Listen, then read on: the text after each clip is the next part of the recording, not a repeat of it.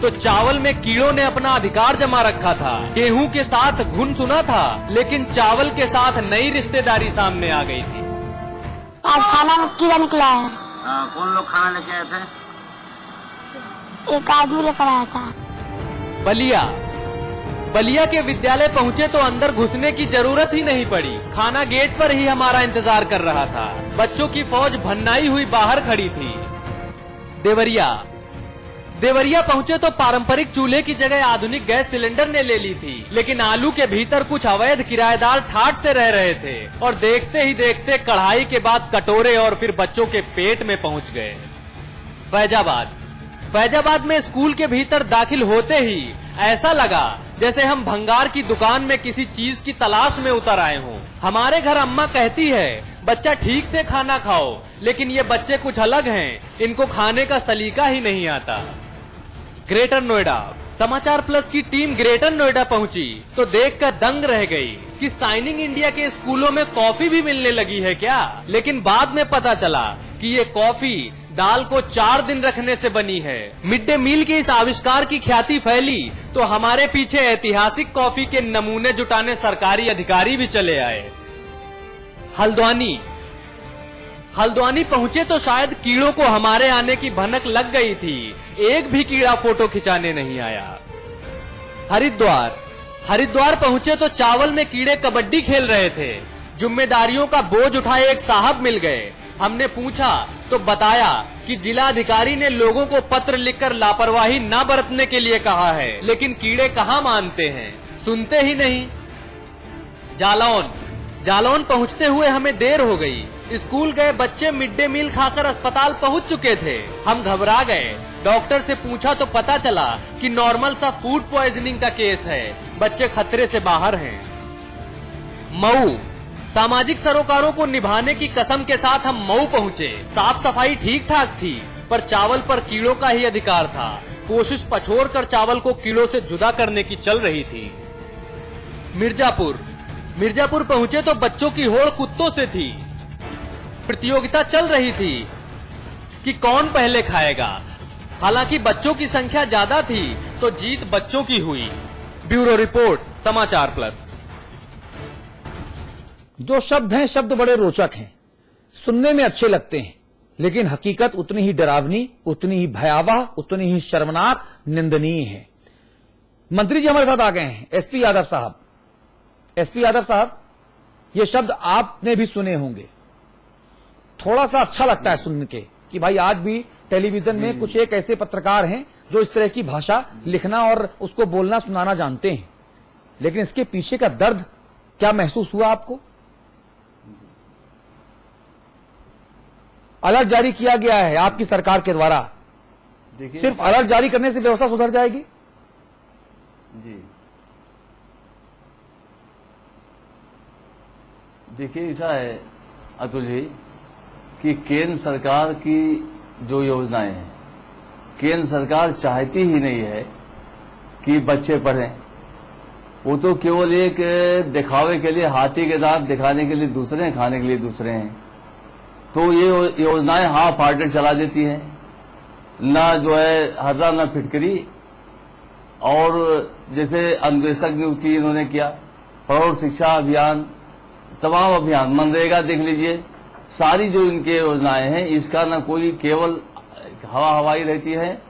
और भ्रष्टाचार को अगर देखा जाए तो केंद्र सरकार की योजनाओं में चूंकि हाफ हार्टेड ये चाहते ही नहीं, ये केवल दिखाई के लिए करते हैं। जैसे गरीबी हटाओ इनका नारा था, और गरीब तो चले गए, गरीबी नहीं दूर हुई और बढ़ गई। तो ये सारी जो योजनाएं हैं, अभी देखिए खाद्य सुरक्षा बिल ला रहे हैं, 4.5 साल तक इन्होंने देश को लूटा। भ्रष्टाचार, कॉमनवेल्थ घोटाला, 2G स्पेक्ट्रम घोटाला, और आपने प्लेट में सजा के समर्थन दिया, कोयला घोटाला, बिना महंगा समर्थन दिया, और 8,000 रुपए की थाली माननीय मुलायम सिंह जी ने भी खाई जब यूपीए का रिपोर्ट कार्ड घोषित हुआ और जब पार्टी हुई तब। ये केंद्र सरकार की है। देखिए, केंद्र सरकार जो है कोई भी योजना जो चलाती है केवल दिखावे के लिए। अब खाद्य सुरक्षा 4.5 साल तक लूटा, हाँ, ठीक महंगाई बढ़ा, पेट्रोल, जब मुलायम सिंह जी प्रधानमंत्री बनेंगे तभी सब कुछ ठीक होगा, है मंत्री जी? डीजल का दाम बढ़ रहा है। अब चुनाव होने जा रहा है तो खाद्य सुरक्षा बिल बड़ी तेजी के समझ साथ गया बात, मैं समझ गया। जनता इनको जो है 65 वर्षों में अमिताभ जी 65 वर्षों में आजाद भारत का विकास क्यों नहीं हो पाया, ये मैं मंत्र समझ गया भाई साहब। मंत्री जी, एक बात मेरी समझ में नहीं आई। मिर्जापुर में चावल में कीड़े और देवरिया में कुत्ता खा रहे मिड डे मील का खाना, इसमें केंद्र सरकार से क्या लेना देना है भाई? देवरिया केंद्र सरकार के अधीन है क्या? मिर्जापुर मनमोहन सिंह का शासन है या अखिलेश जी का शासन है? नहीं, ये संघीय व्यवस्था है, इसको समझना होगा। देखिए नियत जगह वहां का कलेक्टर जिम्मेदार है, वहां का बेसिक शिक्षा अधिकारी जिम्मेदार है, वहां का बेसिक शिक्षा अधिकारी मनमोहन सिंह से आदेश लेता है क्या? वो राज्य के अधीन नौकर है। ये तर्क नहीं चलेगा। मंत्री जी बोलिए बोलिए जी, मंत्री जी योजनाओं में ही डिफेक्ट है, योजनाओं में ही डिफेक्ट है। कोई भी सरकार, ये जो केंद्र सरकार कोई भी योजना चलाती है वो मुस्तैदी के जन नहीं चाहती, वो केवल एक फेंक दिया कि मिड डे मील होगा, अब उसका क्या व्यवस्था होगा, कितना अब रसोइये को कितना पैसा मिलेगा, क्या नहीं होगा, तो ये सर सारी व्यवस्था नहीं कहना चाह रहे हैं। दीक्षित जी प्लीज। हवा में कर दिया मिड डे मील, हवा में कर दिया जो है जी, कि माननीय मंत्री जी को कदाचित ये जानकारी नहीं है कि इस देश में केंद्र और राज्य की सरकारें किस तरह से संविधान के अनुसार योजनाओं को चलाती हैं। माननीय मंत्री जी कह रहे हैं कि उत्तर प्रदेश में जो योजना ये चल रही थी, यह मिड डे मील की चल रही है, इसमें सारा घपला, सारा भ्रष्टाचार, इसका दोष केंद्र सरकार पर है। जबकि ये बात माननीय मंत्री जी को कदाचित नहीं मालूम है। मालूम होनी चाहिए कि केंद्र सरकार का केवल धन आता है, केंद्र सरकार गाइडलाइन देती है, बाकी पूरे उत्तर प्रदेश में कोई रोल नहीं। इस योजना को लागू कराने की जिम्मेदारी राज्य सरकार की है। राज्य सरकार को चाहिए कि इस योजना को ठीक से क्रियान्वित कराए जी। लेकिन माननीय मंत्री जी अगर पूरे मंत्रिमंडल की तरफ से बोल रहे हैं तब तो बड़ा खतरनाक है। अगर अपने मन से बोल रहे हो तो कोई बात नहीं, लेकिन संविधान में मंत्रिपरिषद की सामूहिक जिम्मेदारी होती है। हम लोगों ने यह अर्थ लिया है कि माननीय मंत्री श्रीमान एसपी यादव जी ये बता रहे हैं कि केंद्र सरकार की इस योजना का उत्तर प्रदेश सरकार से कोई लेना देना नहीं है। जो चींटी निकल रही है उसकी जिम्मेदारी डॉक्टर मनमोहन सिंह की, और जो गड़बड़ी हो रही है दीक्षित जी, भगवान के लिए कम से ये सामूहिक बयान मत मानिए, सामूहिक जिम्मेदारी वाला, नहीं तो प्रदेश का बहुत नुकसान होगा। ये मंत्री जी की व्यक्तिगत राय ही माने तब शायद तब भी प्रकाश साहब। अब मंत्री जी बतावें कृपा करके अमिताभ जी की ये इनकी व्यक्तिगत राय है कि माननीय मुख्यमंत्री जी के प्रतिनिधि के रूप में बोल रहे हैं। ठीक बात, चलिए पूछ ही लेते हैं। मंत्री जी आपकी व्यक्तिगत राय है क्या या सरकार की सामूहिक? क्या देखिए ऐसा है, जो सच्चाई है वही मैंने कहा। केंद्र सरकार की जो योजनाएं हैं, जितने भी केंद्र सरकार की योजनाएं हैं, सब हवा हवाई रहती है। हाँ। और ये भारतीय जनता पार्टी वाले क्या बोलेंगे, इनके तो ये कांग्रेस पार्टी इनको जिंदा किए है। आज अब तलवार लेकर आए तो मयान से बाहर निकाल के हाथ में पकड़ के कि भाजपा गुजरात में कांग्रेस लड़ नहीं पा रहे हैं, यहाँ कह रहे हैं जो है कांग्रेस यहाँ है। अच्छा सुनिए प्रकाश पंत को सुन लीजिए। जी जी प्रकाश जी सुनिए। अतुल जी, मैं एक बात कहना चाह रहा था कि ये जो विषय जिस पर हम बहस कर रहे हैं ये संविधान की समवर्ती सूची का विषय है। हाँ। और केंद्र और राज्य सरकार दोनों की बराबर जवाबदेही इसमें है। हाँ। माननीय सर्वोच्च न्यायालय के निर्णय के बाद जब ये योजना प्रभावी रूप से पूरे देश भर में लागू हुई, उस समय ये तय किया गया था कि उसका जो रेवेन्यू शेयरिंग है उसमें स्टेट गवर्नमेंट का भी योगदान रहेगा। हाँ। चावल अगर भारतीय खाद्य निगम उपलब्ध कराएगा तो उस चावल को स्कूल तक पहुंचाना और उसके साथ दाल, मसाले, नमक इत्यादि की व्यवस्था करना ये राज्य सरकार का कर्तव्य होगा। लेकिन हुआ क्या कि ये आपने सच्चाई की तस्वीर आपने दिखा दी कि दाल थी नहीं, दाल की जगह पानी था, नमक की दाल थी। और इस तरह से जो कीड़े निकल रहे थे उसका सीधा कारण था कि हमारी जो भारतीय खाद्य निगम के माध्यम से जो हमको चावल उपलब्ध कराया गया, राज्यों को चावल उपलब्ध कराया गया, वो घटिया और निम्नतर स्तर का था, सड़ा गला था, जिसमें कीड़े पड़े हुए थे। तो निश्चित रूप से दोनों सरकारों की बराबर जवाबदेही इस सारी प्रकरण पर। जी हीरा सिंह जी। अभी हमारे एसपी यादव जी कुछ कह रहे थे, मुझे भी बड़ा अजीब सा लगा, आश्चर्य लगा। अमिताभ जी ने कहा कि भाई ये व्यक्तिगत राय मान लो, सरकार की न मानो। जिस सरकार की ये सोच होगी और सारी केंद्र की योजनाएं उत्तर प्रदेश में है, क्यों दम तोड़ देती हैं? उसको समझो, जिम्मेदारी को समझो। अपनी जिम्मेदारी से आप पलायन नहीं कर सकते, भाग नहीं सकते। केंद्र पैसा दे रहा, केंद्र योजनाएं दे रहा, पूरी मदद कर रहा। आप सड़े चावल व्यवस्था नहीं है, सफाई की व्यवस्था नहीं, ये तो राज्य सरकार की जिम्मेदारी है। राज्य सरकार, जब मंत्री जी ये बात कह रहे तो सरकार प्रदेश में कैसे चल रही होगी, इसमें कहने की कोई जरूरत नहीं, मैं कोई टिप्पणी भी नहीं करना चाहता, लेकिन बड़ा अफसोस है कि केंद्र की महत्वाकांक्षी योजनाओं की योजनाएं देखिए वो हर ऐसा है, बात को केंद्र की योजनाओं जो यादव जी ने अखबारों में पढ़ा, ये घपला वो घपला कह रहे, और उत्तर प्रदेश में कह रहा, पूरा हिंदुस्तान जानता है उस बात को, मैं उस पर जाना नहीं चाह रहा हूँ, लेकिन एक मध्याह्न भोजन की व्यवस्था की बात हो रही है, उस पर हम लोग चर्चा करें, और गलती हमारी सरकार के राज्य की है तो हमको उस पर कार्रवाई करनी चाहिए। ये देश के बच्चों के भविष्य का सवाल है, जो देश के भावी है, उन भविष्य के नौजवानों का सवाल है, होनहार बच्चों का सवाल है, उनके प्रति हम संवेदनशील नहीं होंगे तो हम देश के साथ धोखा कर रहे, प्रदेश के साथ नहीं, आने वाली पीढ़ी के साथ धोखा कर रहे। जो भी गलत करता है उसके खिलाफ कार्रवाई होनी चाहिए। इसमें गार्जियन भी जिम्मेदार है, जो संरक्षण समिति बनी है, इसमें बेसिक शिक्षा अधिकारी, प्रधानाध्यापक, प्रधान और हम जनप्रतिनिधि भी जिम्मेदार है, जो कभी जाकर देखते नहीं। मैं आपका आभार व्यक्त करना चाहता हूं समाचार प्लस का कि वो बहुत से केंद्रों पर गए, एक आंख खोलने वाला दृश्य उन्होंने दिखाया, इससे भी हम सबको सबक सीखना होगा। राजीव त्यागी जी। अतुल, एक मिनट, एक सवाल मेरा है, मेरी मदद करिए, मंत्री जी से उसका उत्तर दिलवाइए जी।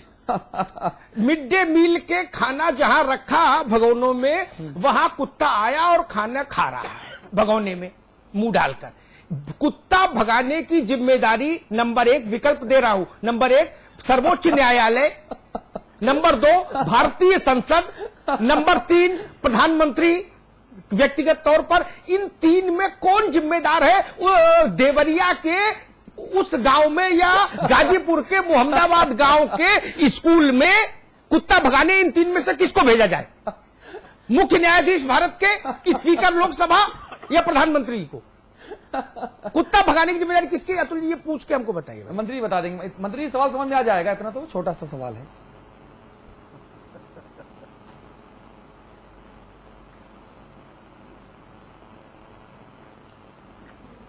मंत्री जी आवाज आ रही है ना हमारी?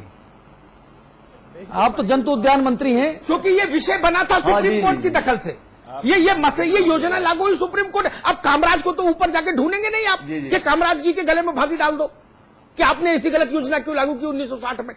सुप्रीम कोर्ट तो मैंने कहा कबीर साहब को रख ले। अब मंत्री सुन लीजिए अमिताभ जी। हाँ जी मंत्री जी, अमिताभ जी ने सवाल ये पूछा कि अगर देवरिया के किसी स्कूल में भगोने में मुंह डाल के कुत्ता खा रहा है मिड डे मील का खाना, तो इसको भगाने की जिम्मेदारी किसकी है? क्या चीफ जस्टिस ऑफ इंडिया यानी सुप्रीम कोर्ट के जो प्रधान न्यायाधीश उनकी है, ये भारत के जो संसद है उसके अध्यक्ष की, लोकसभा अध्यक्ष की है, या वो प्रधानमंत्री जी की है? इन तीनों में से किसको कुत्ता भगाने आना चाहिए? ये सवाल है इनका।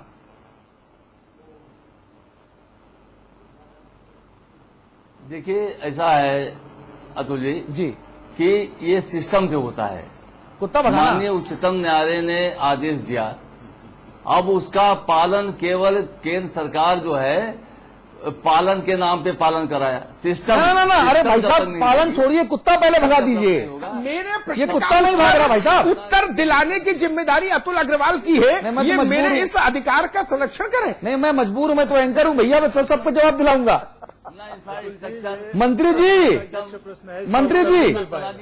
जी प्लीज पहले कुत्ता भगा दीजिए। फिटकरी मंत्री जी, अरे आप तो जंतु उद्यान मंत्री हैं भैया, ये तो आपका विशेषाधिकार है। ये पहले कुत्ता भगाइए, कौन भगाएगा मैं बताइए। बता रहा हूं, देखिए जो भी योजनाएं वो ठीक से लागू, केंद्र सरकार जो भी योजनाएं करती है वो जो है अपने दम तोड़ देती है, तो योजनाओं को लागू करने के लिए जो भी योजनाएं लागू करें मंत्री जी पूरा सिस्टम के साथ लागू होना चाहिए। अरे मंत्री जी, आप तो हमारे भाई भी हैं भाई।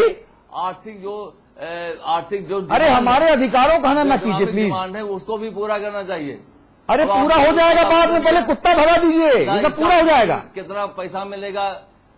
मुझे लगता है पूरा पैनल त्यागी जी से लेके आदरणीय दीक्षित जी, गोविंद पंत राजू, प्रकाश भाई, हीरा सिंह जी, सब लोग मेरे इस सवाल का उत्तर चाहते हैं। हाँ। इसलिए मैं इन सबकी ओर से मंत्री जी से सामूहिक विनती करूंगा कि ये बताइए कि गाजीपुर के मोहम्मदाबाद गांव के प्राथमिक पाठशाला में जो कुत्ता मिड डे मील खा रहा है उसको भगाने के लिए किसको भेजूं? और देवरिया वाले कुत्ते को भी वो कौन भगाए? प्रधानमंत्री, लोकसभा अध्यक्ष या भारत के मुख्य न्यायाधीश?